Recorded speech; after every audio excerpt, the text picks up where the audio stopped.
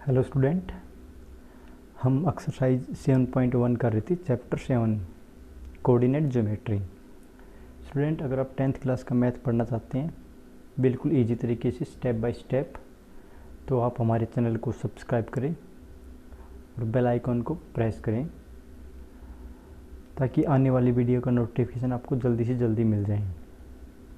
Student, अगर आप अच्छे मार्क्स लेना चाहते हैं, मैथ को अच्छी तरह से समझना चाहते हैं तो चैनल को ज़रूर सब्सक्राइब करें और वीडियो को पूरा देखें एंड तक, स्किप ना करें बीच में, क्योंकि कोई भी आपका डाउट रह गया तो दिक्कत हो जाएगी आपको आगे जाके। मैं आपको हर वीडियो में, हर चैप्टर में, हर एक्सरसाइज में उससे पहले उसका बेसिक बताता हूँ, चैप्टर वाइज और एक्सरसाइज के साथ साथ। आज हम एक्सरसाइज 7.1 के क्वेश्चन नंबर 4 करेंगे। इससे पहले हमने क्वेश्चन नंबर 3 कर लिए हैं। अगर आपने वो वीडियो नहीं देखी है तो आप प्ले लिस्ट में जाकर इस वीडियो को ज़रूर देखें। देखिए, जो हमारे पास 4th क्वेश्चन है वो क्या कह रहा है, चेक वेदर। हमारे पास पॉइंट दे रखे हैं 5 - 2, स्क्रीन पे देख रहे हैं आप।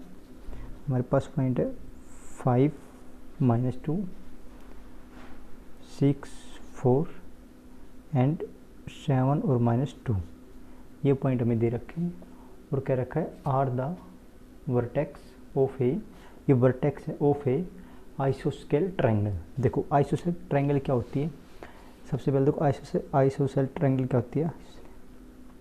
एक ऐसी ट्रायंगल जिसकी दो साइड इक्वल हो। ये मैं ट्रायंगल बना देता हूँ, तो ये दोनों साइड इक्वल हैं, ये इक्वल नहीं है, मतलब एक ट्रायंगल जिसकी दो साइड इक्वल हो आइसोस्केलन ट्रायंगल कहलाती है। आइसोस्केलन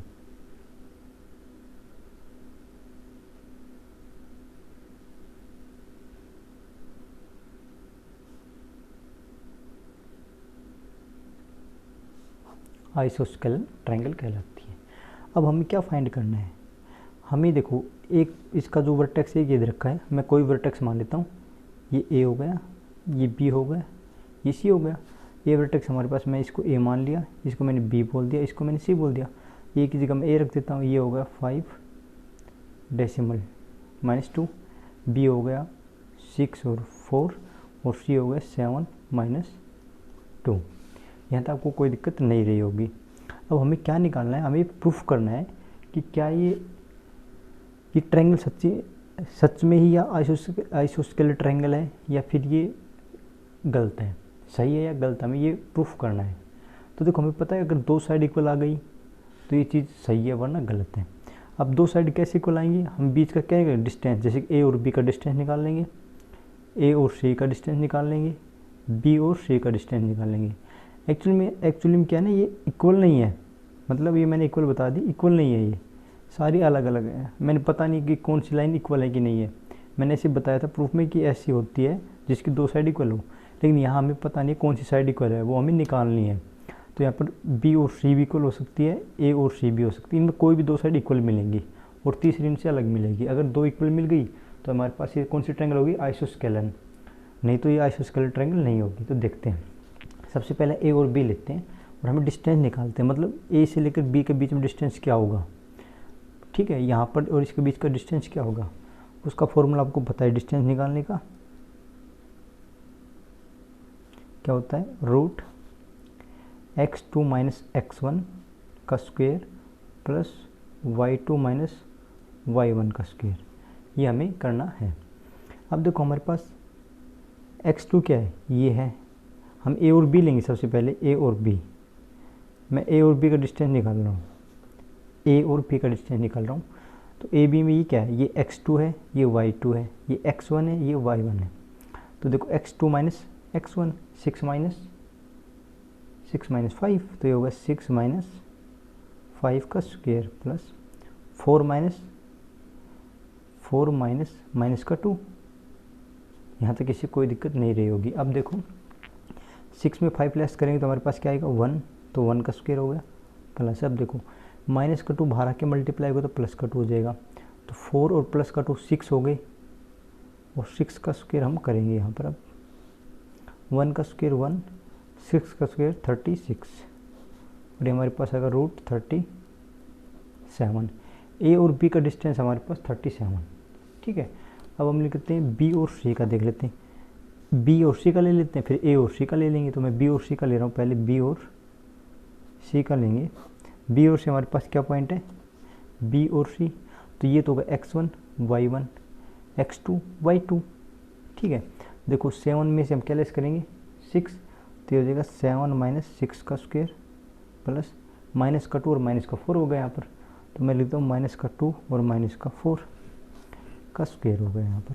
अब देखते हैं 7 में से 6 लेस करेंगे तो 1 का स्क्वायर हो गया हमारे पास, प्लस माइनस की 2 और माइनस का 4 माइनस का 6 और माइनस का 6 हो जाएगा इसका होल स्क्वायर। ये हो जाएगा 1 प्लस 6 का स्क्वायर करेंगे तो हमारे पास क्या निकल के आएगा, देखो 6 माइनस का है और माइनस का स्क्वायर करेंगे तो प्लस में आंसर आएगा 36। ये हमारे पास 37 आ गया। अब हमारे पास दो साइड इक्वल आ गई। अगर तीसरी साइड इक्वल नहीं आई इन दोनों के बराबर तो आइसोस्केलेटल ट्रायंगल होगी। अगर इक्वल आ गई तो फिर ये ट्रायंगल आइसोस्केलेटल नहीं हो जाएंगी, ठीक है, ये इक्विलेटरल ट्रायंगल हो जाएगी फिर वो। अब मैं लेता हूँ ए और सी, बच गया हमारे पास ए और सी लेते हैं हम, ए और सी, ठीक है। ये हमारे पास ए और ये सी, तो मैं डायरेक्ट ले रहा हूँ 7 माइनस 5 का स्क्वायर। आप है ना, ये हमारे पास ये था भी, आप है ना, ज़रूरी नहीं इस फॉर्मूले को आप एक्स स्क्वायर माइनस x1 लेके कर सकते हो। देखो मैं यहाँ पे आपको है ना, इसको मैं मान रहा हूँ, इस वाले को तो मैं मान रहा हूँ, देखो इस वाले को तो मैंने मान लिया x1 और ये हो गया y1, ये x2 मान लिया मैंने, ये y2 मान लिया, ठीक है। AC ले रहा हूँ, ठीक है। हम इनको भी ले सकते हैं, पहले इनको भी, किसी को ले लो कोई दिक्कत नहीं है। तो 7 माइनस 5 होगा, यहाँ पर माइनस का 2 और माइनस के 4 हो जाएंगे हमारे पास इस साइड। तो देखिए मैं यहाँ पर ले रहा हूँ प्लस माइनस का 2 और माइनस के 2 का स्क्वायर। यहाँ पे देखिए 7 में से हम 5 लेस करें तो 2 बचेगा, तो 2 का स्क्वायर प्लस देखो ये 2 इधर आके प्लस का हो जाएगा, ठीक है, ये प्लस का हो जाएगा, प्लस माइनस 0 हो जाएंगे। देखो ये प्लस का ये माइनस का 0 और 0 का स्क्वायर 0 ही होगा। तो हमारे पास रूट के अंदर क्या आ गया, 4 आ गया, मतलब 2 आ गया निकल के। और हमें सिर्फ दो साइड इक्वल निकालनी थी। अगर दो साइड इक्वल है तो आइसोस्केलेटल ट्रायंगल होगी। तो हमारे पास कौन सी साइड इक्वल है, a b equal b c, a b और बी सी इक्वल है, मतलब ये वाली लाइन और ये वाली इक्वल है, ये इक्वल नहीं है। अगर दो ही साइड इक्वल है तो हमारे पास कौन सी ट्रायंगल होगी, आइसोस्केलेटल ट्रायंगल होगी। तो आई होप आपको समझ में आ गया होगा। मोस्ट इंपॉर्टेंट क्वेश्चन आपके एग्जाम में 2 नंबर का यहाँ से आने के चांसेस ज़्यादा रहते हैं। तो आई होप आपको यहाँ तक कोई दिक्कत नहीं रही होगी। अगला पार्ट देखिए आप, इसका 5th देखिए, इसमें हमें एक स्क्वायर दे रखा है और इसमें हमें क्या टेबल बना के दे रखी है। तो हम जैसे ये नहीं बनाते थे ग्राफ, इस टाइप का ग्राफ बनाते थे हम, ठीक है। तो यहाँ पर जो ये लाइन है थी वाई वाली हो गई और ये हमारे पास नीचे वाली एक्स एक्सिस हो गई, इस साइड माइनस की इस साइड। तो ये हमारे पास जो ग्राफ है इसके ऊपर बन रहा है पूरा, जो आप स्क्रीन पे देख रहे हैं, ठीक है। तो इसमें हम एक्स और वाई कर लेंगे। तो देखो पहला ए और बी इन नाम दे रखे सभी के, मैं पहले ए ले रहा हूँ। तो जो ए नाम है वो हमारे पास क्या कर रहा है, देखो शो, मैं 5th क्वेश्चन कर रहा हूँ। ए हमारे पास क्या शो कर रहा है भाई, ए हमारे पास शो कर रहा है तो क्या रहा है कि एक्स का तो हमारे पास है 3, ठीक है, और वाई का है 4। एक्स का तो 3 और वाई का 4। अब बात करते हैं बी की। तो ये बी का हमारे पास 6 और 7 हो गया भाई, 6 और 7। देखो आप स्क्रीन पे देख रहे हैं, एक्स का तो 6 है और वाई का क्या है 7 है, ठीक है, बी का। अब बात करते हैं सी का। तो सी का देखो एक्स तो है 9 और जो हमारे पास वाई है, वाई हमारे पास 4 है, ठीक है। अब बात करते हैं डी का। तो डी का देखो हमारे पास एक्स तो है 6 और वाई हमारे पास 1 है। बस हमें ये करना है। अब हमें प्रूफ करना है कि क्या है हमारे पास ये जो है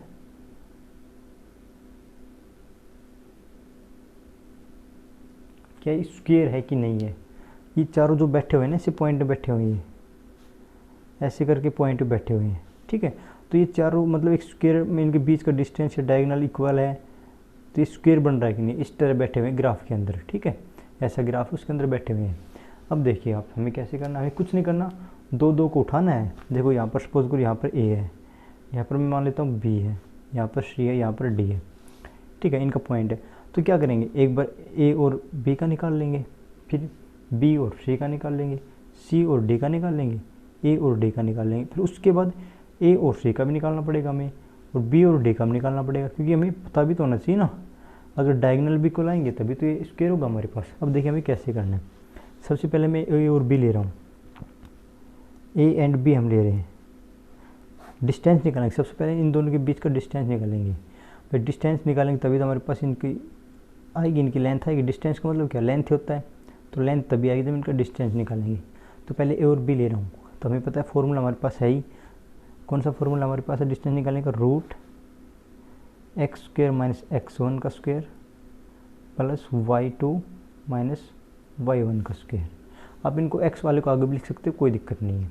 अब देखिए सबसे पहले ए और बी ले रहा हूँ, तो देखो यहाँ पर 6 माइनस 3 का स्क्वायर प्लस 7 माइनस 4 का स्क्वायर। यहाँ तक किसी को कोई दिक्कत नहीं होगी। 6 में से 3 लेस करेंगे तो 3 का स्क्वायर प्लस 3 का स्क्वायर। यहाँ तक किसी को कोई दिक्कत नहीं होगी। ये कितने हो गए, रूट 3 3 जा 9 प्लस 9 इजिकल रूट के अंदर 18। रूट के अंदर क्या हो गई, 18 हो गया। अगर आप इसको आगे खोलना चाहते हो गए 3 3 जा 9 9 2 जा 18। ये हमारे पास खुल के आ गया पहला पार्ट। इसी प्रकार ए और बी का डिस्टेंस हमने निकाल लिया, बी और सी का और ले लेते हैं। बी और सी का हम निकालते हैं। अब बी और सी को लेते हैं, तो बी 9 माइनस 6, तो 9 माइनस 6 का स्क्वायर प्लस 4 माइनस 7, 4 माइनस 7 का स्क्वायर। अब आगे देखिए 9 में से 6 लेस करेंगे तो हमारे पास 3 का स्क्वायर आ जाएगा, प्लस 7 में से 4 लेस करेंगे तो माइनस का 3 का स्क्वायर आ जाएगा। 9 का स्क्वायर 9 प्लस, तो माइनस 3 का स्क्वायर क्या होगा, प्लस का 9 ही होगा। भाई माइनस 3 को 2 बार मल्टीप्लाई करेंगे तो प्लस का 9 आ जाएगा। इजिकल रूट के अंदर 18 ही होगा ये भी, और इनका हम करेंगे तो ये निकल के आ जाएगा हमारे पास ये पार्ट। तो बी और सी हमारे पास इक्वल है। अब सी और डी का नंबर है भाई, सी और डी लेते हैं। सी और डी का तो 6 माइनस क्या हो जाएगा, 6 माइनस 9 हो जाएगा ये। तो मैं 6 माइनस 9 का स्क्वायर प्लस 1 माइनस 4, यहाँ पर माइनस का 3 बच जाएगा, यहाँ पर माइनस का 3 बच जाएगा। -3 को भी हमने मल्टीप्लाई किया तो प्लस का 9 आ जाएगा, इसका भी प्लस का 9 आ जाएगा। सेम वही 18 इजिकल टू 3 का रूट स्क्वायर। देखो ये आपको अब तक ये समझ में नहीं आ रहा होगा कि 3√2 कैसे किया। तो देखो हम अगर हम 18 के फैक्टर करते हैं ना, तो उसके फैक्टर आएंगे 3 मल्टीप्लाई 2। ठीक है, तो पेयर में से एक बाहर ले लेते हैं, एक रूट के अंदर छोड़ देते हैं हम। ठीक है, हम ऐसे फैक्टर बनाते हैं तब। तो आप यहाँ तक आप समझ गए होंगे। अब डी और ए का नंबर हो गया, डी और ए में और ले लेते हैं हम। तो डी ए में अगर बात करें, देखो 6 में से 3 लेस कर रहे हैं हम। डी और ए का करते हैं, तो देखो डी ए तो 6 में से क्या लेस करेंगे, 3 का स्क्वायर प्लस 1 माइनस 4, 3 का स्क्वायर माइनस 3 का स्क्वायर, 3 3 जा 9 प्लस 3 3 जा 9 का स्क्वायर, वही सेम 18 का रूट से बाहर निकालेंगे 3 2 जा, ये आ गया। अब हमारे पास साइड तो सारी इक्वल आ गई, लेकिन क्या ये हमारे पास साइड इक्वल आ गई का मतलब क्या हो गया, हमारे पास जो ए बी बराबर में है बी सी के, बी सी बराबर में है सी डी के, और सी डी बराबर में किसके है, ए डी के। चारों एक दूसरे के बराबर है, यहाँ तक तो हमें कोई दिक्कत नहीं। अब हम डायगोनल चेक और कर लेते हैं, ए और सी का करके देख ले, बी और डी का करके देख लेते हैं। तो डायगोनल में क्या हमारे पास ए सी आएगा सबसे पहले। देखो हमारे पास डायगोनल बन रहा है ना, ये ए और सी का बन रहा है, बी और डी का बन रहा है। तो पहले ए और सी का कर लेते हैं, तो ए और सी का लेते हैं हम। देखो भाई ए सी का हमारे पास क्या क्या है, 9 माइनस स्टार्टिंग बचता है 9 माइनस 3 का स्क्वायर प्लस, और ये 9 माइनस 3 के बाद हमारे पास बच गया 4 माइनस 4 का स्क्वायर, 4 माइनस 4 का स्क्वायर। यहाँ पर देखिए 9 में से 3 लेस करेंगे तो हमारे पास क्या निकल के आएगा, 9 में से 6 निकल के आ गया, 6 का स्क्वायर प्लस 4 में से 4 0, और 0 का स्क्वायर 0 होता है, तो हमारे पास ये आ गया 36, और 36 किसका स्क्वायर रूट होता है, 6 का। अब बात करते हैं बी और डी की। जो हमारे पास बी और डी है वो लेते हैं। देखो हमारे पास 6 माइनस 6 हो गया, 6 और 6 दे रखा है का स्क्वायर प्लस हमारे पास ये है 1 माइनस 7 का स्क्वायर। 6 में 6 लेस करेंगे तो 0, 0 का स्क्वायर 0 ही होता है, प्लस माइनस का 6 का स्क्वायर बच गया यहाँ पर, 0 का 0 यहाँ पर करेंगे 36 और यहाँ पर 36 आ गया। तो जो हमारे पास AC और BD जो हमारे पास आया जिसका डिस्टेंस है 6 आया है, तो डायगोनल भी सेम आ रहे हैं, साइड भी सेम आ रही है, तो हम क्या लिख देंगे लास्ट में हमारे पास क्या है, जो हमारे पास निकल के आ रही वो चीज़ हम बच गई कि द फोर साइड्स ठीक है एंड डायगोनल्स